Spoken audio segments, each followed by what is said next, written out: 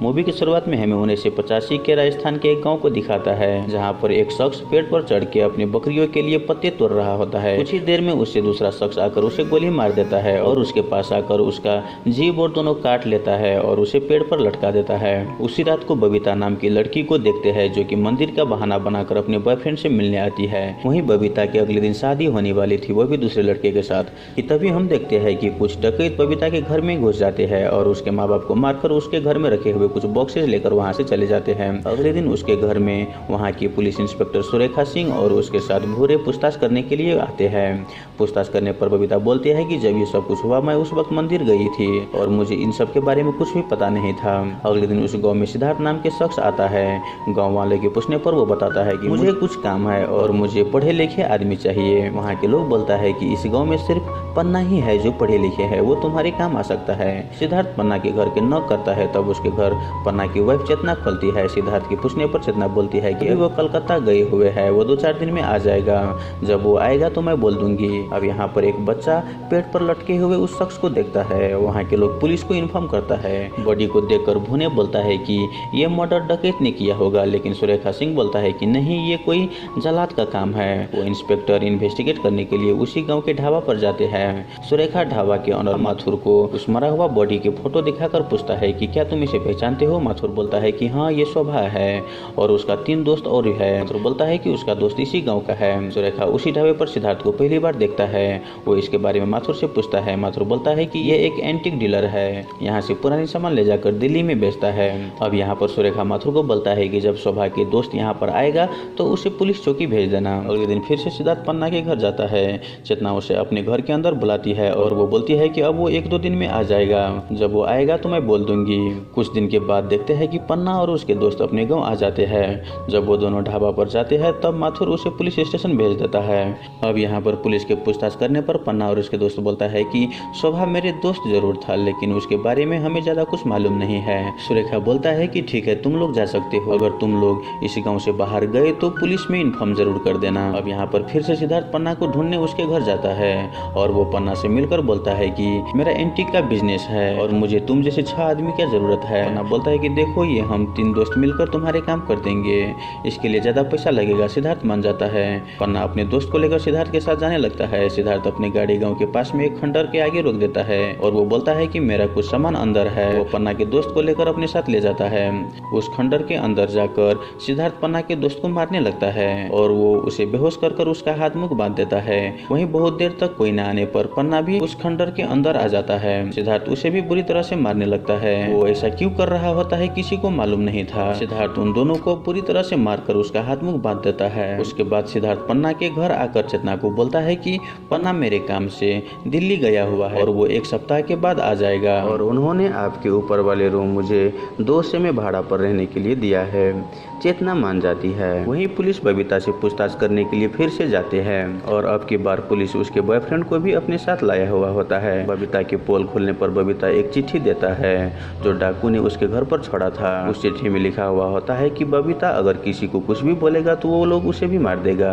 बबीता उन डाकू में से एक को पहचान चुकी होती है, जो कि उसके बॉयफ्रेंड के गाँव के होता है। सुरेखा उस लड़के को अपने साथ लेकर डाकुओं को अड्डे को ढूंढने लगता है, लेकिन वो लोग भी उसे रास्ते में ही मिल जाता है।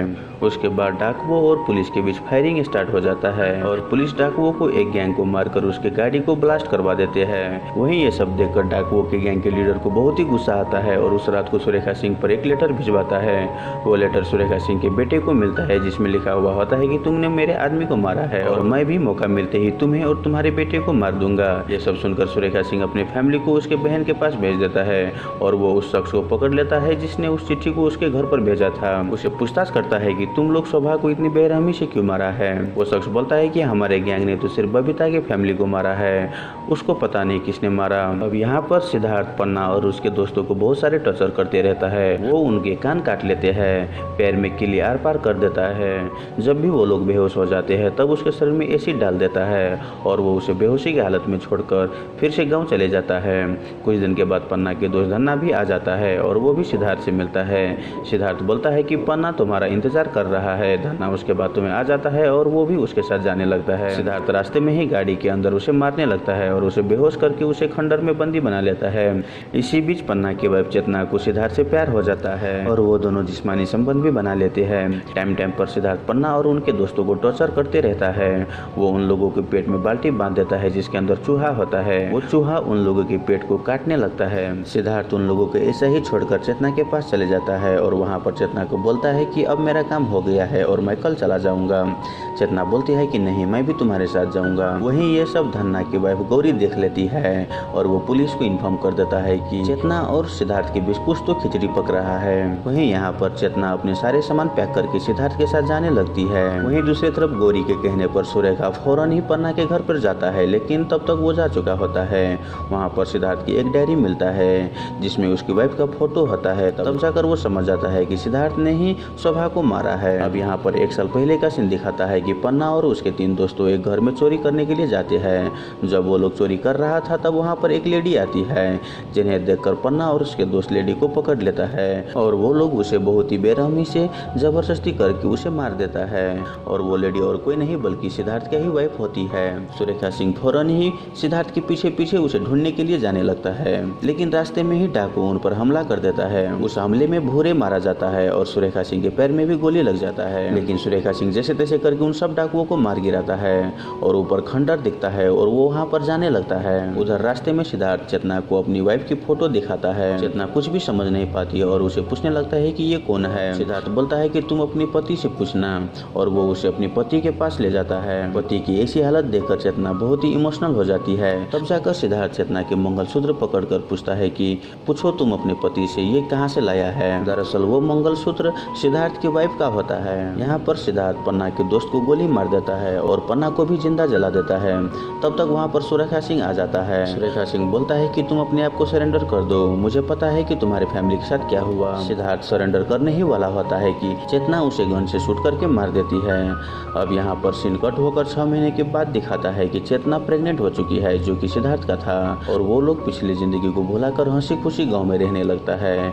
और इसी के साथ ये मूवी यहीं पर खत्म हो जाता है। तो दोस्तों, अगर आपको मूवी एक्सप्रेशन वाला वीडियो अच्छा लगा हो तो वीडियो को जरूर लाइक करें और हमारे यूट्यूब चैनल को जरूर सब्सक्राइब कर दें। धन्यवाद।